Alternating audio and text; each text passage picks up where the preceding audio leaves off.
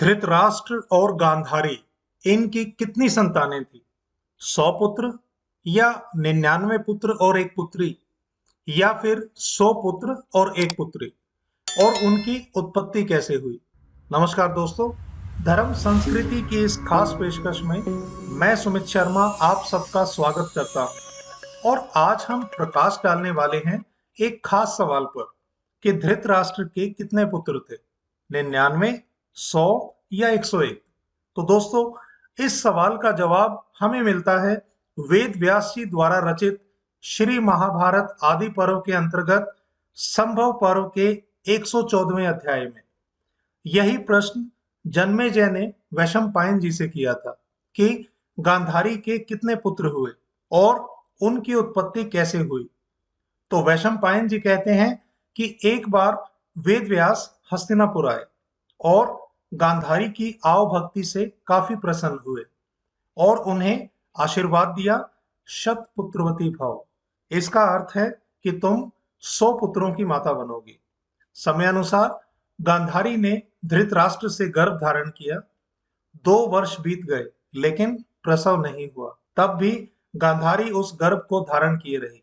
इसी बीच एक दिन गांधारी को यह समाचार मिला कि कुंती के गर्भ से प्रातःकालीन सूर्य के समान एक महातेजस्वी पुत्र हुआ है। गांधारी का गुस्सा 7वें आसमान पर था और आवेश में आकर उसने अपने पेट पर प्रहार करने शुरू किए, जिसके फलस्वरूप उसको प्रसव पीड़ा होने लगी और उसमें से निकला एक मांस का पिंड। गांधारी ने इस पिंड को फेंकने का निश्चय कर लिया। तुरंत वहां वेद व्यास जी आ गए और गांधारी को ऐसा करने से रोका।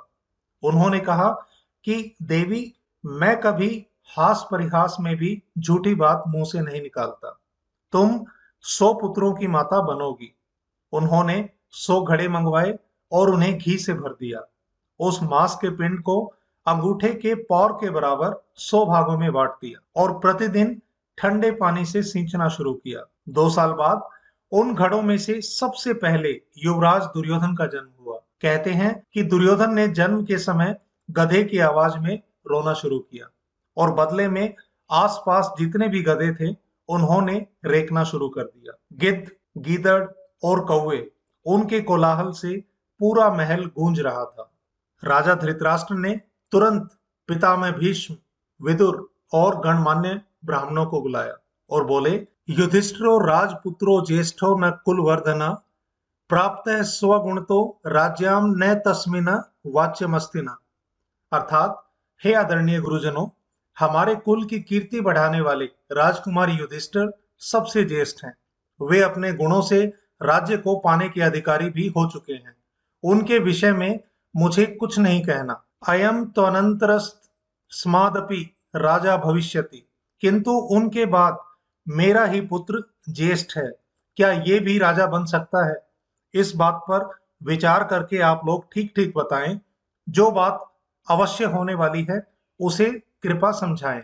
तब विदुर जी बोले कि हे नरश्रेष्ठ, आपके ज्येष्ठ पुत्र के जन्म लेने पर जिस प्रकार से ये भयंकर अपशकुन हो रहे हैं, उनसे स्पष्ट जान पड़ता है कि आपका ये पुत्र समूचे कुल का संहार करने वाला है।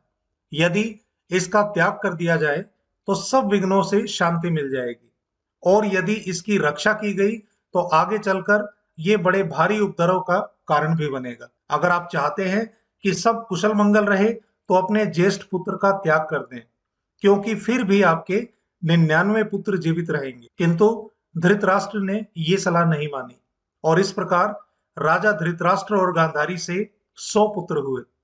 अब बात आती है कि धृतराष्ट्र के कुल कितने पुत्र और पुत्रियां थी। तो अगले ही श्लोक में इसका वर्णन मिलता है। मास मात्रेण संजज्ञे कन्या चैका शताधिका। यहां पर भी इस बात पर जोर दिया गया है कि एक मास के भीतर एक कन्या का जन्म हुआ जो कि शताधिका अर्थात उन 100 पुत्रों से अलग थी। और यहाँ एक श्लोक में धृतराष्ट्र के सारे पुत्र पुत्रियों का वर्णन आता है कि पुत्र शतम यज्ञे धृतराष्ट्रस्य धीमतः महारथान वीराणाम कन्या चैका शताधिका युयुत्सुश्च महातेजा वैश्यापुत्र प्रतापवान। तो इस श्लोक से भी एक बात साफ हो जाती है कि धृतराष्ट्र और गांधारी के 100 पुत्र होने के बाद 1 माह के भीतर ही एक पुत्री का भी जन्म हुआ था, जिसका नाम था दुशाला। और जिन 2 वर्षों तक गांधारी गर्भ धारण किए हुई थी, उस अवधि में एक वैश्य जाति की परिचारिका से धृतराष्ट्र को एक पुत्र मिला, जिसका नाम था युयुत्सु। तो उम्मीद करता हूं कि आपको आज का वीडियो पसंद आया होगा। ऐसे ही और भी वीडियोस को लेकर हम आते रहेंगे। तब तक जय श्री कृष्ण। भगवान आपके समस्त मनोरथ पूर्ण करें। धन्यवाद।